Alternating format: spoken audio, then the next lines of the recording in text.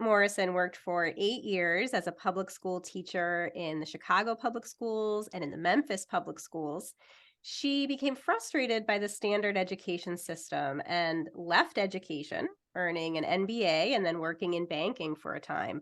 But she kept feeling that tug back to education. So she returned to teaching in public schools in Tennessee, got more involved in district wide administration as an instructional coach, but ended up ultimately leaving permanently the district schools. As she says, and will tell us more, it became a moral conflict for her in seeing the ways in which schooling approached teaching and learning that was sort of against what she saw as kind of the dominant research on how children learn and the best approach to teaching and learning. And she felt that she could not be a part of that anymore. So she left public schools in July of 2020, Coy founded the Black Inquiry Project, released the first Black IQ, an inquiry-based curriculum that centers Black voices and the Black experience in America.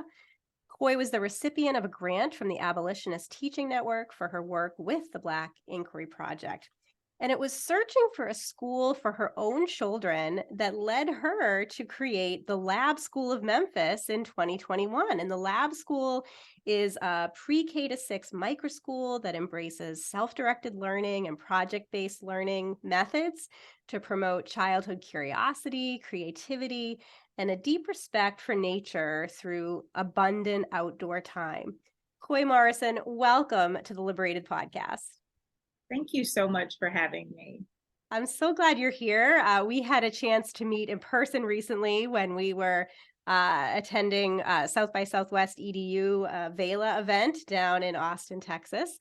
And it's great to have you on the podcast to talk more about your experience in not only teaching and being an educator, but also as an education entrepreneur in founding the Lab School of Memphis and that whole journey. So I'd love to hear a bit about why you got into teaching in the first place. What was the pull toward education initially that, of course, has kept pulling you all of these years? But what was that kind of initial catalyst for you to go into teaching? I can tell you, Carrie, that I tried to outrun it for sure, but I don't think that that would have been possible with even the greatest effort. My mother was teaching 8th grade ELA when she was pregnant with me, a lifelong educator. She went on to become an administrator and was a principal for 25 years. And it was during this time that she was a principal that I sort of got my first taste of the classroom. They were having summer camp. It was actually a summer enrichment camp in the school district that she worked in. It's a public school district just outside of Chicago. And there was an opportunity for me to sort of give the summer school teachers a break in their day by offering an art class for the learners who were at camp. So this was non-academic. I love art, always have. And it was exciting for me to have this opportunity to teach young children. I always loved children and worked really well with them, and to essentially build my own curriculum for the span of this program for this 6-week or 8-week enrichment camp period. But for my mom, she got to be the hero in giving her teachers, a bit of a break in their day. They don't usually have planning periods for camp, right? Or for summer enrichment programs, right? So that was sort of my first taste of it. And I can recall the superintendent of her district coming in and seeing me and saying, oh, excuse me. Sorry about the phone. But I can recall the superintendent of her district coming in and saying to her, wow, she's really good. So that was my first taste of the classroom, and I found it really exciting. I enjoyed it. It is not lost on me that this first experience involved me crafting my own curriculum, something that I like to say I continue to do over the years and continue to be drawn to. And ultimately, I applied for the Golden Apple Scholarship when I prepared for undergrad and won that scholarship, which put me on track to learning with the best of the best under the Golden Apple Foundation of Illinois how to be an effective educator. Ah, just amazing. And so then you started teaching in the Chicago public schools and the Memphis public schools. When did you start to feel that this was not the right fit for you ultimately? I mean, you talk about becoming increasingly disillusioned by kind of the standardized system of conventional education. When did that unease start for you? It started very early, actually. It started even before that sort of leaving to go to grad school and then returning after that. I think what prompted me to go to grad school is I will never forget this day. I was sitting in a professional development and I was looking around me and I was thinking to myself, hmm, is this really the best that we can offer? Is this really what and whom we're presenting to children every single day? And I think that was the first time that I began to have some concerns about how we were approaching learning, teaching and learning. And what was that like? What when you say that is this all it is, right? Is this the best we have? What specifically were you responding to?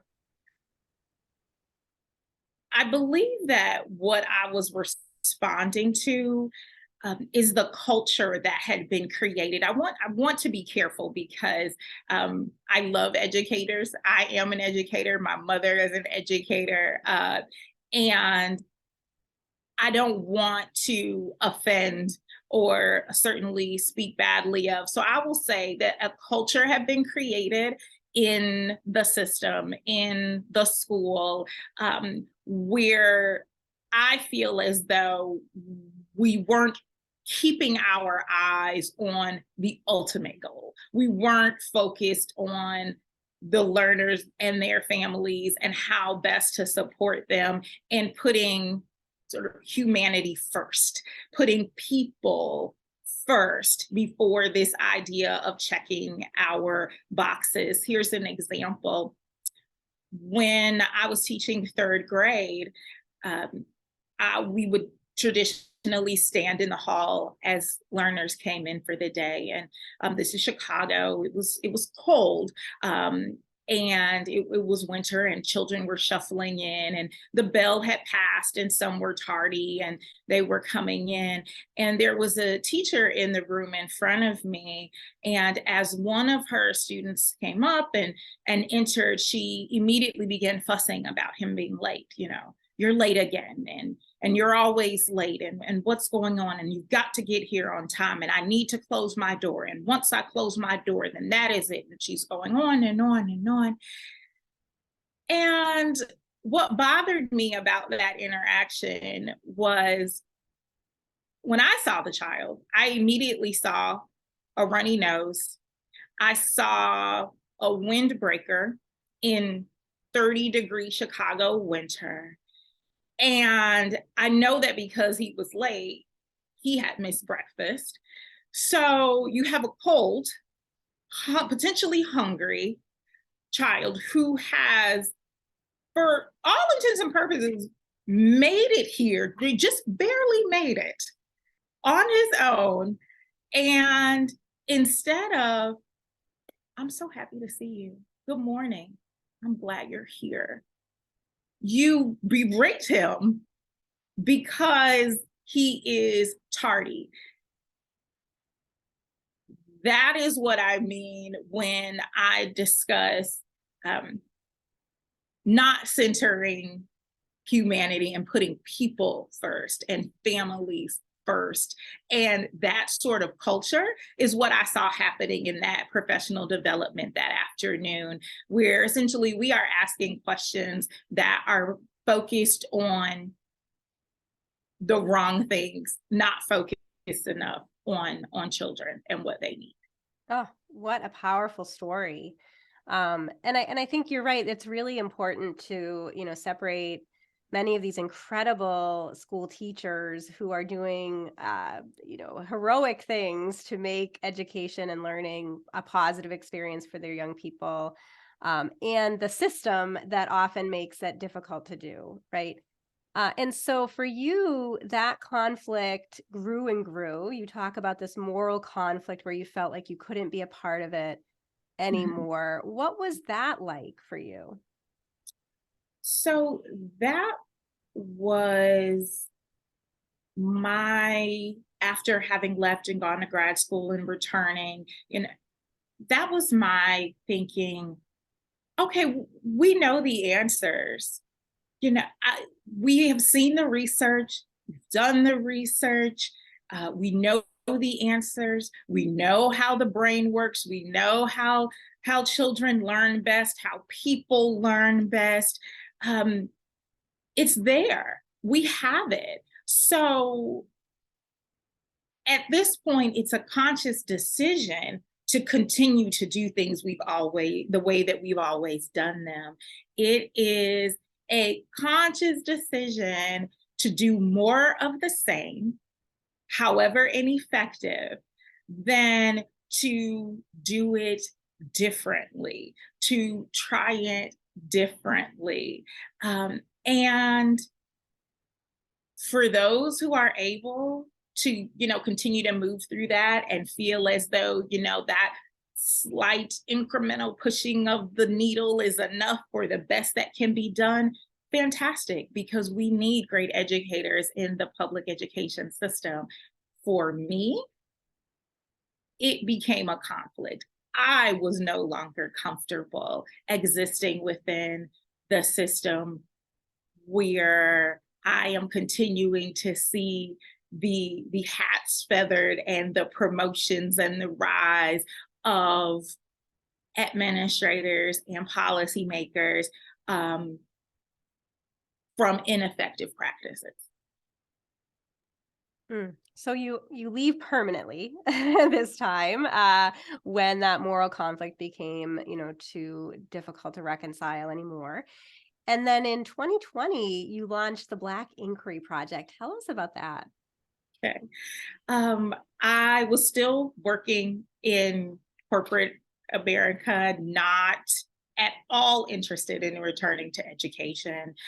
During 2020, um, and when our country sort of had a had our attention focused because of the pandemic and uh, this racial reckoning we sort of underwent as a country.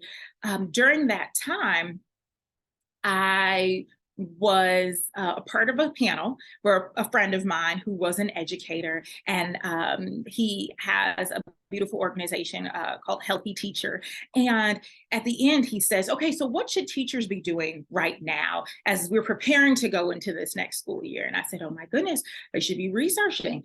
Oh, we have all of these beautiful primary sources that are emerging right now.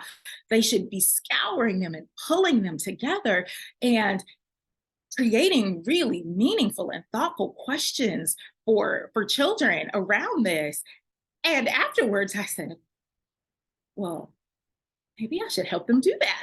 And so I created the Black Inquiry Project, which was an inquiry-based study. It has been used as ELA, it has been used for writing, it has been used for social studies, as just a way to explore various topics, but through the lens of lesser known narratives in this country.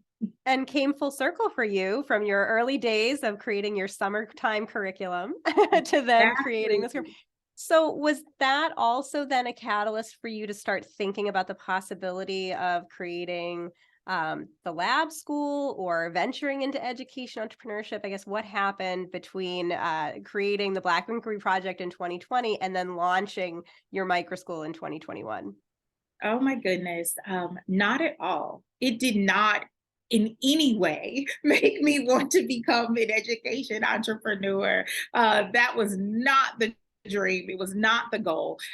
Quite simply, as a parent, I went looking for a school for my children. They, I was looking for a school with racial and cultural diversity, a progressive curriculum, and a highly customized experience for them. And I thought I found it, but instead, what I got was a staff that was all white and all white administrators, and this sort of one size fits all experience, and essentially a really expensive public school is what I call it, because it was a private school, right? Um, and that's what I got. And so I began researching and looking for alternatives. And you would think that that is what brought me to opening my own school, right? But absolutely not. I was like, I'll move. That was the answer. So it did not make me want to open a school. It made me want to move back to Chicago, because where I felt there would be more options and some that aligned better with my values and what I was looking for in education. So I started exploring that path. But ultimately, Carrie, it really came down to as I was praying in my time of reflection and prayer, God likened me to Jonah, attempting to outrun this assignment over my life. You know, for those who don't know, Jonah, spent time in the belly of the whale in an attempt to hide from God and the assignment that He had given him according to the Bible. So at that point, I surrendered, and I said yes. I said, okay, start a school. This is what you called me to. Okay, show me what that looks like. And I just started walking. And I think that is really a testament to the fact that it's never too late to dream a new dream. It wasn't my dream, so it's never too late to dream a dream that you didn't know you had. So, what was that like, that startup phase, once you made the commitment to start a school? What happened next? Oh, wow. It went really quickly. And I love telling that story because that conversation, that sort of surrender moment happened in April of 2021. And by August, our doors were open. And I love telling that Wow. story because it speaks so powerfully to what happens when you live a surrendered life, when you have a purpose set before you, an assignment set before you, and you make the choice to walk in it. The doors will open, the resources will come, the opportunities, the people, it will unfold. That doesn't mean wasn't scary. Let's see, 10 days before the doors opened, I was interviewing my first and only guide. So up to that point, I had no teacher. 10 days. 10 days. But you Um, had students enrolled at that point? yes. How many Yes. students? So fortunately, it was 6. So I was like, I can handle Okay. that. If it's just me. And honestly, here at this point, I was even thinking about a space. So I found a lovely space. It was a shared space in a church.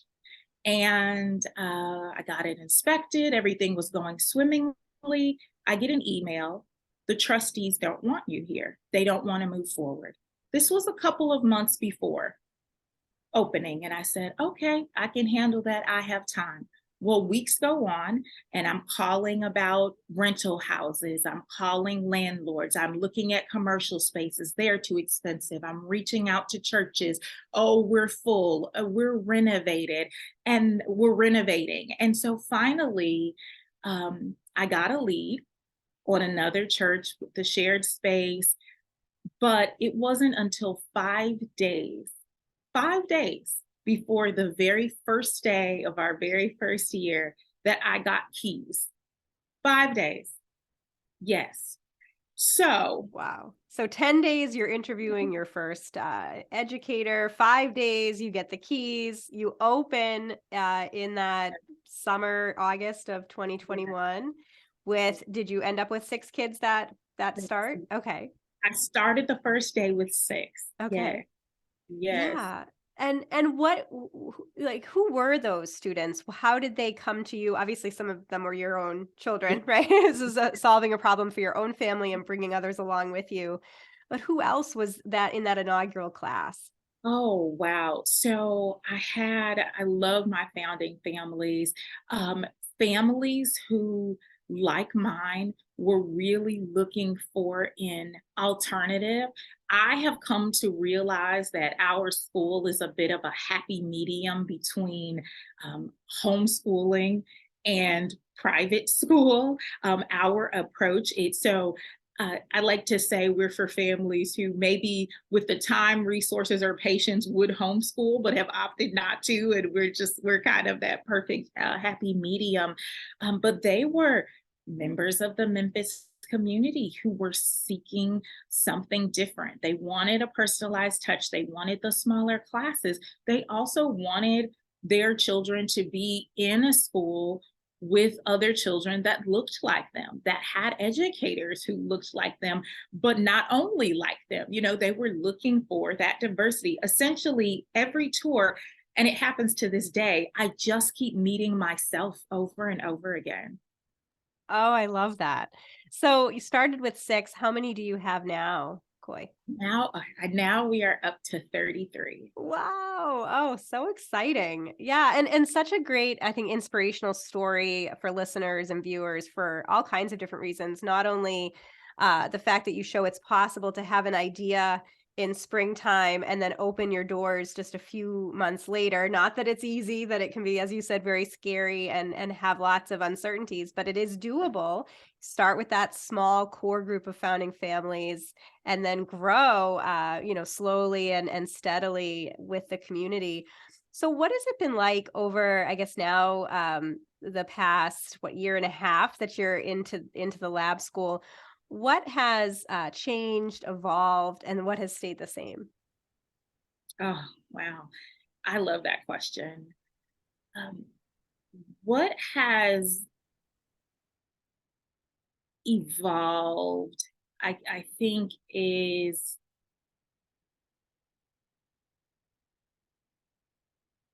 how we are approaching or leaning into the competency based learning, and what that looks like in terms of how we sort of credit and credential that. So, from the very beginning, we do not use traditional grades or grading, progress reports, report cards. That doesn't exist. And so, what has evolved is the way in which we document and track that progress.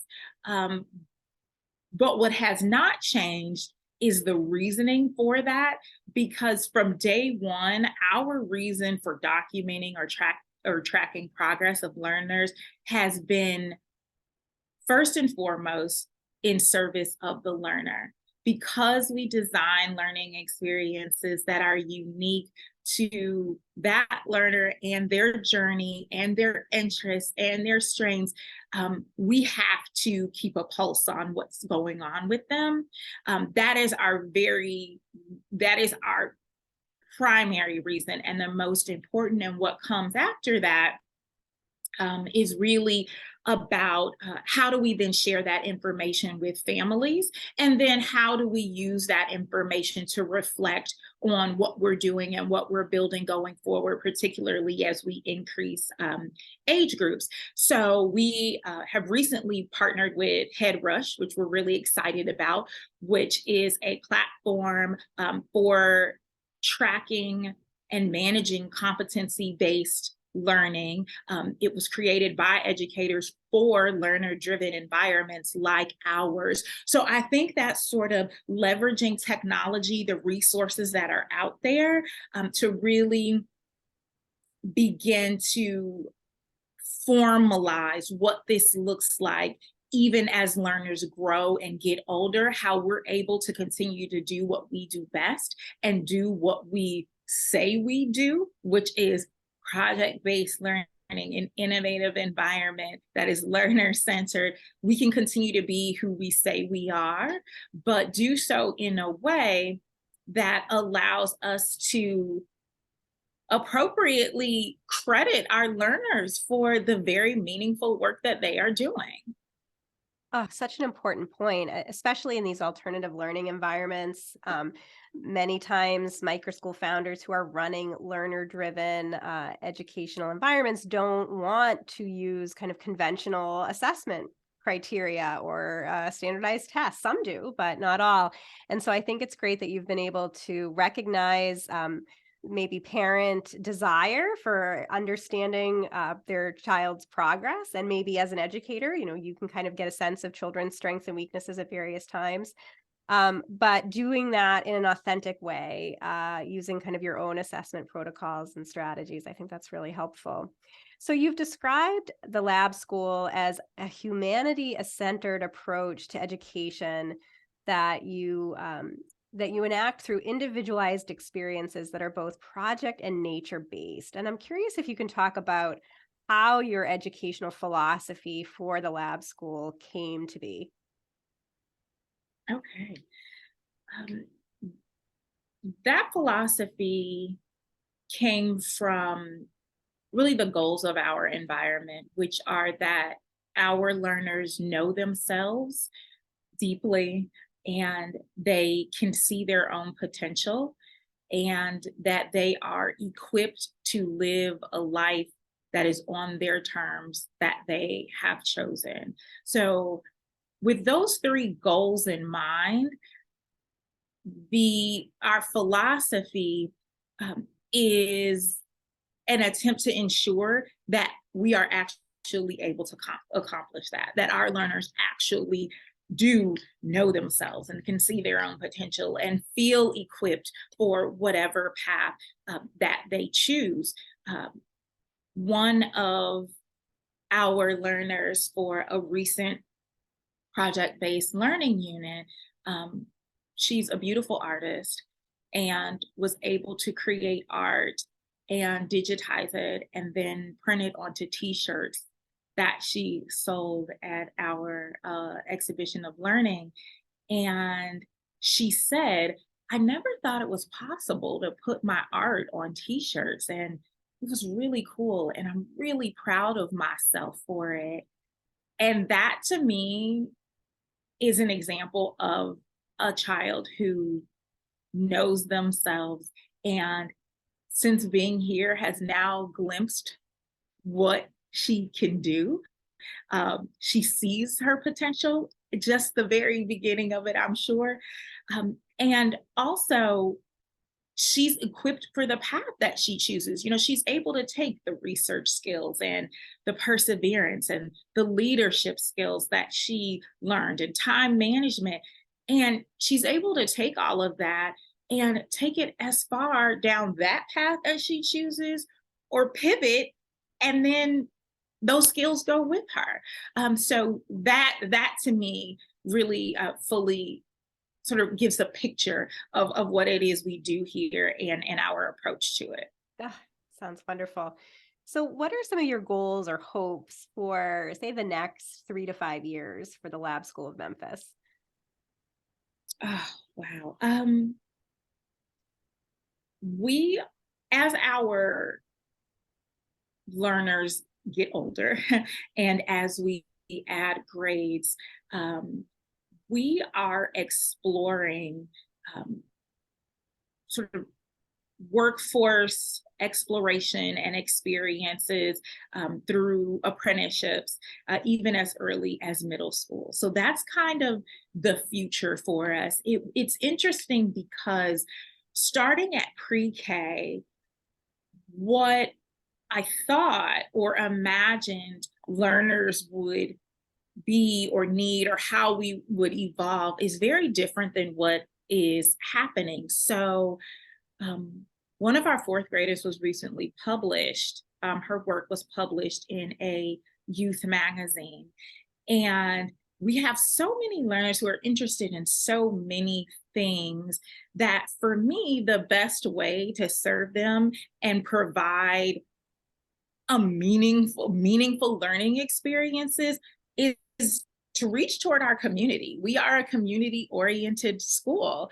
So I began to imagine, well, what if they're able to explore these things? We have so many connections and partnerships. What if we're able to leverage our social capital and expose learners to fields and experiences as early as even middle school, and have them explore these paths early on? What a service that would be to our learners, but also our community at large. So I think for us in the coming years, it really looks like how we began to explore that on an even larger scale, and what that looks like as we're adding middle school and high school age learners, and then how we're able to replicate that even.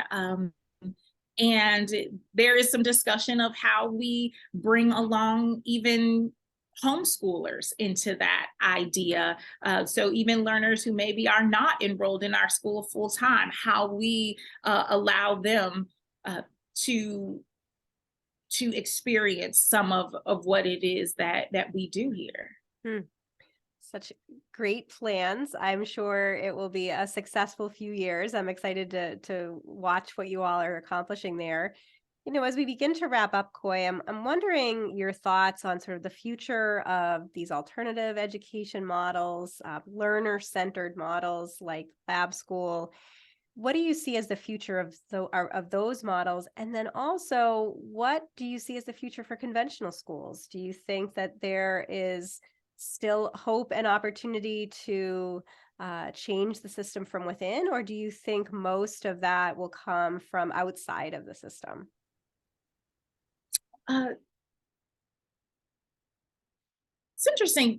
I think my answer kind of involves both. I think the greatest disservice to the system of public education and to public school children has been the lack of urgency and innovation that was birthed from this assumption and false confidence that there were no other options. I think that has been a great disservice, that there's this assumption that they are the single superior option as well.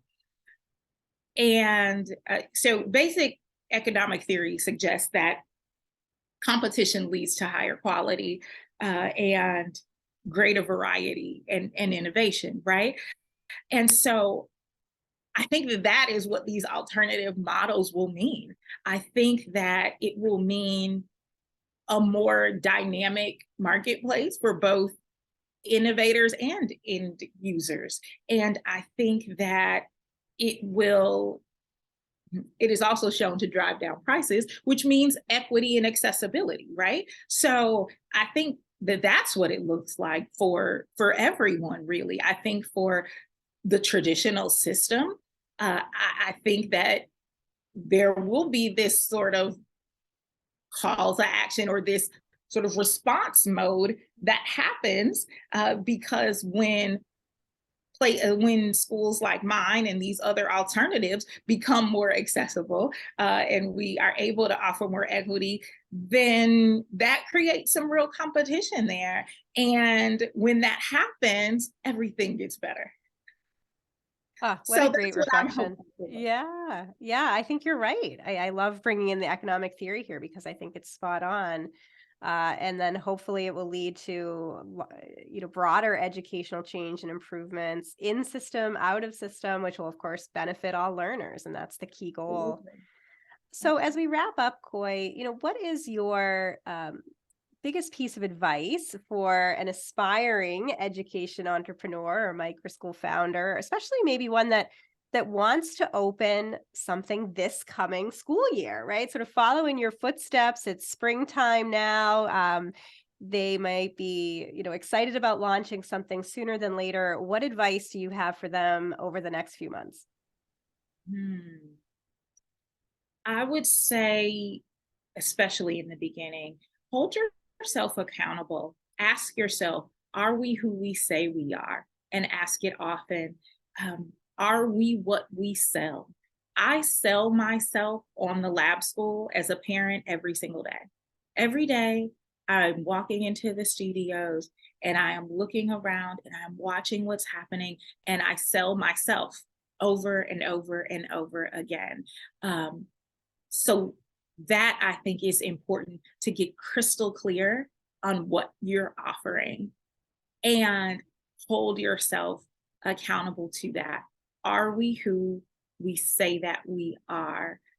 And when I get videos from Forest School of learners that have created a seesaw and 3 or 4 learners get on each side and it splits in half, and then they realize, well, that won't work. And they go it again and find a wider or heavier or more sturdy branch to use.